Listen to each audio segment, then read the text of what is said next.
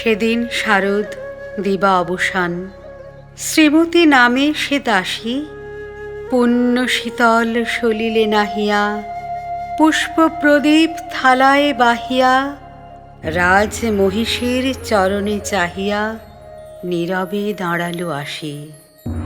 শিহরে সভয়ে মহিষী কহিলা, এ কথা নাহি কি মনে? অজাত শত্রু করেছে রটনা, স্তূপে যে করিবে অর্ঘ্য রচনা, শূলের উপরে মরিবে সে জনা, অথবা নির্বাসনে। সেথা হতে ফিরি গেল চলে ধীরে, বধূ অমিতার ঘরে। সম্মুখে রাখিয়া স্বর্ণ মুকুর, বাঁধিতেছিল সে দীর্ঘ চিকুর, আঁকিতেছিল সে যত্নে সিঁদুর, সীমন্ত সীমা পরে। শ্রীমতীরে হেরি বাঁকি গেল রেখা, কাঁপে গেল তার হাত। কহিল, অবোধ, কি সাহস বলে এনেছিস পূজা এখনই যা চলে?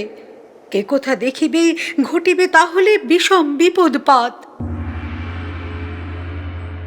অস্তরবির রশ্মি আভায় খোলা জানালার ধারে, কুমারী শুক্লা বসি একাকিনী পড়িতে নিরত কাব্য কাহিনী। চমকে উঠিল শুনি কিঙ্কিনী, চাহিয়া দেখিল দ্বারে। শ্রীমতীরে হেরি পুঁথি রাখি ভূমে দ্রুত পদে গেল কাছে।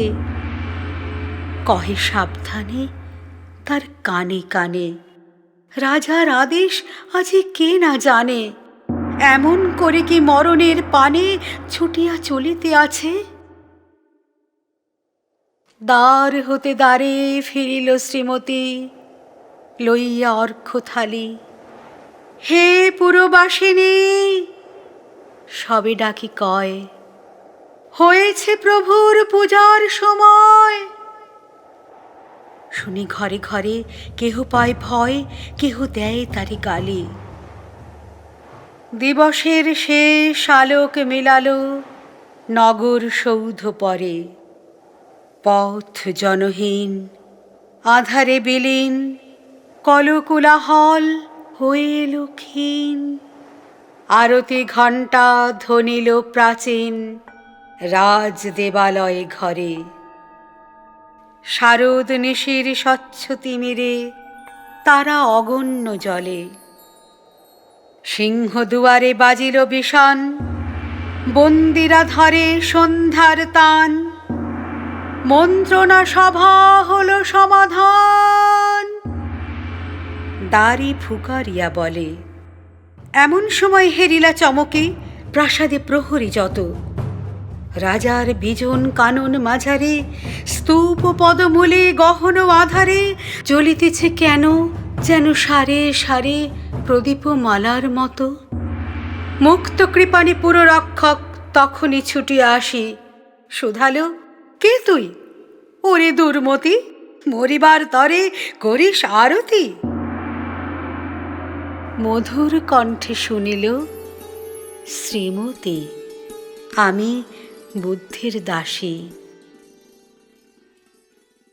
সেদিন শুভ্র পাষাণ ফলকে পড়িল রক্ত লিখা।